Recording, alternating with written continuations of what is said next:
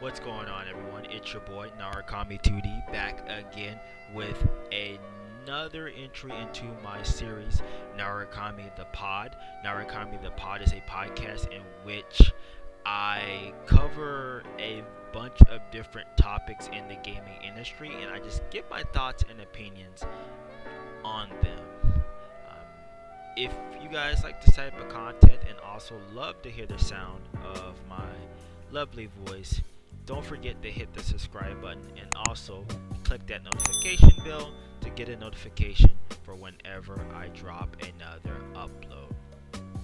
So, once again, for this entry, I will be flying solo, but we have a lot to cover today because there's a lot that happened over this past weekend slash week. So I'm going to be covering about two topics today, and I'm going to give you my thoughts and opinions on both of them. The first topic I'm going to be covering is the CPTNA East online controversy, and the next topic after that I will be covering is the Christie topic in which he was released from EG earlier this week. But anyways, I want to pretty much start off by kind of giving a little bit of background of what sort of transpired this weekend before I actually get into my thoughts and opinions. For those of you that don't know, CPTNA East took place this weekend, and already going up into the event, there was already some type of controversy going into it.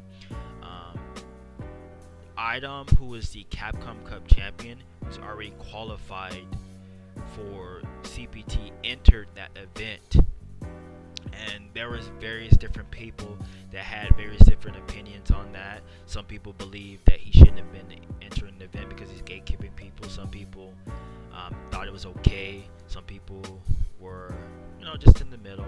Me personally, I'm gonna say straight up, I had no problem with Idom being in the event due to the fact that as a competitor you do want to stay sharp, and that's what Idom really wanted to do, was just to play and stay sharp. And so I could kind of see his perspective, and maybe given the opportunity, I don't know, I might have did something like that. And so I can kind of see where he's coming from, but I will also say this, I can also see where the other side is coming from, because it just feels a little bit kind of wrong, maybe, that someone that's already qualified can potentially gatekeep someone else from qualifying, and he has no reason to basically be there. So I'm not gonna harp on anyone that does fall on the other side, because I can see their point, but I'm more so going to go with the competitor side, because that's what I am, a competitor, and I would like to play the best of the best. And if I'm going to have to run into him in Capcom Cup, what better way to qualify for a Capcom Cup than to go through him? That's just me, but other people see it differently. But anyways, he was allowed to enter the event, and it just so happens he was the one that was the controversy surrounded the actual tournament around. So basically what happened is Idom gets to top 8, he loses in winner's side, then he beats Hoji in losers, then he plays Metro M. Metro M is a Vega, I believe, I'm not really sure, he's somewhere in like the Midwest area, but he's a Vega player that is kind of basically well known in these online streets. Some people have had bad connections with him, but that's just the nature of CFN. Some people said his connections are good, and I can't really verify whether one way or another, but I don't think Metro M is a bad guy or anything like that. I think he's a really nice guy from what I can tell, and he does seem to just want to play and not have these type of things shout at him. But anyways, I'm getting a little bit off track with that. But anyways, Idom played him, and the first game, I think Idom won the first round. In the second round, Metro beat him, and then Metro beat him the third round, and then Idom just rage quits. And the ways that he beats him, right? He beats him by like command guarding him like 5 times or whatever. And then after that, Idom just quits and it says he refuses to play. He cites CFN issues, and he said, I refuse to play, and that Metro was one of the only few people that he has blacklisted because the connection with him is laggy. So he basically decides to take a stand and quit. So anyway, Metro advances and then plays El Chacate. Now they played in winners, and El Chacate won 3-2, but then they play in losers. Metro M goes up 2-0, and then from there, El Chacate also DQs himself. And so we have a situation where 2 players DQ'd themselves, and Metro M gets pushed to grand finals because of the online and the online connections. And yeah, this was definitely not a good look for Capcom.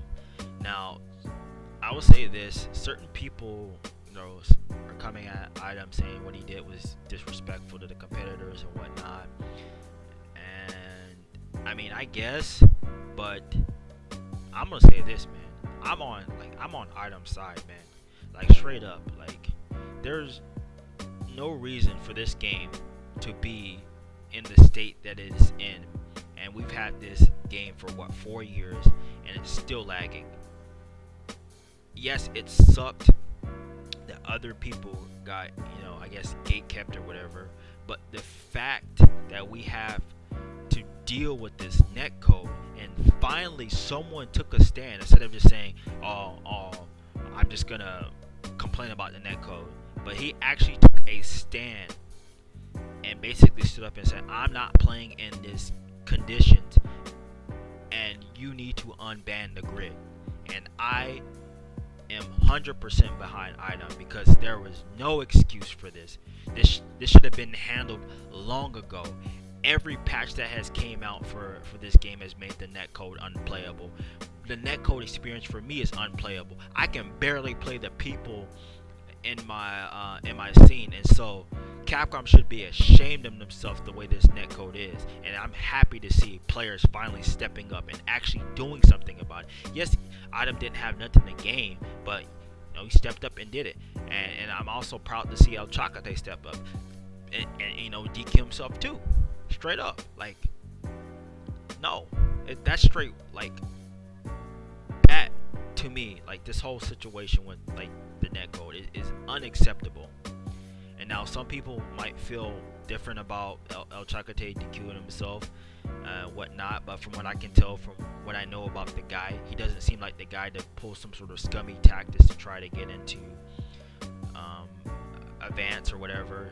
Basically try to do underhanded tactics. Some people suggested this, but I'm not of that opinion. I think he just took a stand because it was laggy, just like Idom took a stand. And I applied both of the players for what they did. And Capcom definitely needs to unban the grid, because this looks terrible for them to have 2 DQs in an online tournament and top 8. And they need to do something about this. This needs to be addressed. But I don't know if they're going to actually do anything about it. Really. They're just going to be like, well, I guess that just happened, and not really address what's going on. I mean, if you're not going to at least fix the netcode, at least allow training stage to be unbanned. If Capcom doesn't want to do that, I have a suggestion for players, man. Just like we had players take a stand now, I suggest more players, especially in the top 16, take a stand and everyone play on the grid. And you run this set, and whoever loses, they DQ themselves, and they keep doing that, because Capcom can't ban everyone. And if they're gonna stop people from playing on the grid, players need to step up and say, no, we're gonna fight for our community, fight for the way the game we think game should be played. I mean, you're not gonna fix a netcode, so at least give us something. And I think players should do that but I'm not sure how many players would be on board with that, because some people might be afraid of getting, lifetime ban, or stuff like that. But I don't think they can ban everyone. If everyone got on the exact same accord and said we're all playing on the grid, and then we're gonna play the sets out, they're gonna cut the feed, whatever. We're gonna play the sets out, and whoever wins, the losers are gonna DQ themselves. And if they keep having no matches, Capcom's gonna have to eventually do something, because this is not a good look. Definitely not a good look, and it's embarrassing for this to happen. And this is definitely something that has reached a boiling point, and people are pissed.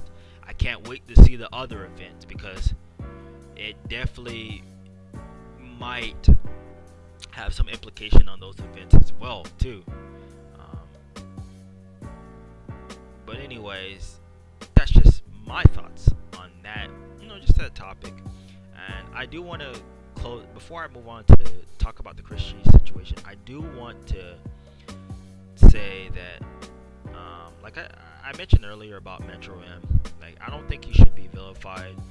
From what I said, from what I heard, Alex Fire said his connection was good, and it was good, so he should be allowed to play. I don't think the TO should be vilified. I think everything needs to be kind of directed at Capcom, and they need to address this. Idom doesn't need to be vilified. El Chaco doesn't need to be vilified either. So yeah, definitely think there needs to be some type of change. If they're not going to change the netcode, at least allow us to play the grid. Now, moving on to the next topic, I want to talk about the Chris G situation. For those of you that don't know, Chris G just got released by EG. This was a couple of days ago, I believe, maybe 2 or 3 days ago. I'm not sure. My days get kind of mixed up because I'm just going from day to day. But anyways, yeah, this situation right here is really, really interesting to me. I mean, Chris G got removed from EG for comments that he made 3 years ago, and I'm not gonna go over the comments. I'm not gonna post the comments in the video or anything like that. I mean, I'm pretty sure you guys can find the comments. I'm pretty sure a lot of you people know what I'm talking about, the comments that he made. Some people found him disrespectful. I'm not gonna say whether I find him disrespectful or not, because at the end of the day, I don't think it's relevant to what's happening now. Now, if this were to happen, like if Chris G was released 3 years ago, I think maybe it would have been a little bit more warranted. But to have him go 3 years and then you release him, I think this is not a good look for EG. This is definitely not a good look for EG, because they basically made this man move to Seattle out of his own pocket. He talks about it on his Twitter, and he also did a live stream where I won't kind of highlight some of the stuff that he said, because I didn't really see it, but I caught some of the stuff that he was talking about. But they force him to move, and they tell him that you're family and we got your back, and then they axe him. To me, that is straight whack. That is straight whack, in my opinion. Now, some people were like, well, he just got the consequences of what he said 3 years ago. No, this is not consequences for what he said 3 years ago, because if it was true consequences, he would have had some repercussions 3 years ago. But EG decided to stick with them and work with them. And I do believe that people should get a second chance and third chances and stuff like that.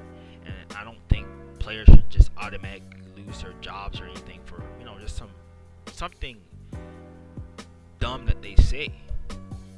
I think there should be some type of punishment, but I don't think instant dropping of sponsorships should happen unless it's something really, really egregious. But anyways, they gave that man the runaround. And I can't respect that, man. I really can't. I can't respect that from organization, I can't accept the fact that you have people in the scene basically saying that he deserved it or whatnot. I would be more on board with Christie deserving it if during that 3-year period there was evidence of him, doing more stupid stuff. So like the Filipino champ ban, I was okay with, because we know that guy has a history of being a jerk. I mean, he still is to this day. I mean, and that stupid joke that he made it was a dumb joke. I was under the assumption that he should have been banned a long time ago, but now he finally got banned, and so it's happy to see. But the thing about Chris G is, like, this man stayed out of the spotlight for 3 years, just played the game, did that, and was actively trying to work and better himself behind the scenes. I mean, he had to deal with threats. That's what we're saying. He had to deal with, like, potentially maybe losing his sponsorship at the time, but yet they stuck by him, and yet he walked through it. I don't think we should be bringing up old stuff that happened in the past that has already been dealt with, right? It basically was dealt with. Now you can say you didn't like how they dealt with it back then, but you shouldn't want someone to lose their job for something that they said 3 years ago. That's wrong, man. That's wrong, man.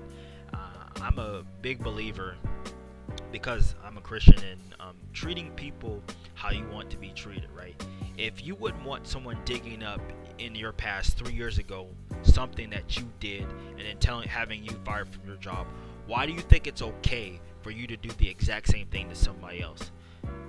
It's not, in my opinion, because you would want the same amount of mercy and forgiveness, right? Especially if you're showing some type of change, right? So why can't we give him the exact same? No, I'm not saying give him a pass. I'm not saying you have to, be buddy with him. I'm just saying, hey, man, let the past be the past, man. He said what he said. At the time, it was dealt with. Now, you don't have to like how it was dealt with at the time, but you don't have to bring it back up to cause the man to lose his job. It's ridiculous, man. This is getting out of hand, right? I definitely think at this situation, like, this is like where the FGC is. It's like, it's so bad for players, because this isn't gonna get any better. I think this is gonna keep getting worse, and we're gonna see, like, more and more people get banned for stuff that I don't think they should even be banned for, really. I'm all for making the community a safe place and getting rid of people that do need to be get rid of, but people making jokes on Twitter or whatnot, or anything like that, I don't think they should be automatically indefinitely banned or removed from sponsors or stuff like that. I think there needs to be a varying degree of punishment for situations like that. So, say for instance, someone makes a joke like what Filipino champ said or whatever, and they don't have a history of stuff like that. I think, like, maybe if they have a sponsorship or something or whatever, and people really felt it was quote unquote offensive, because I think a lot of people are being soft about certain things. That is what it is. But if people felt it was offensive, right? I don't think instantly it should go to guy banned indefinitely. I think there needs to be some type of review, and then based on what was said and what was done, there needs to be a certain amount of threshold that a person could be suspended for. So, for example, if you and like the NBA, if you violate the code of conduct or something, you get suspended for, like, I don't know, like 1 game or whatever.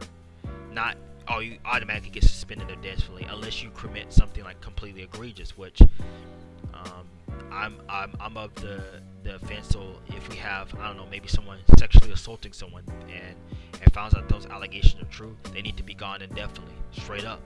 Or someone puts physical hands on someone, they need to be gone indefinitely, straight up.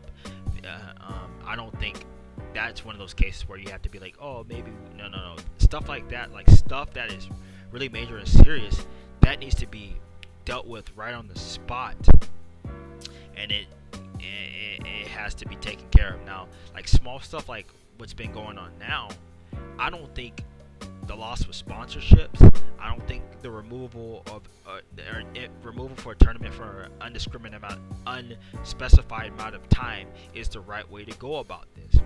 And I think at this point now, there needs to be some type of like players union, man, or players need to come together to create some type of unionized force to help protect players from stuff like this, man. Because I, no one knows who's getting banned for what reason, man. Some people are in the length, and people are just getting banned just based on whether they like you or not, or who you're friends with. It seems like it's just random, right? Because we had Mike Z say something about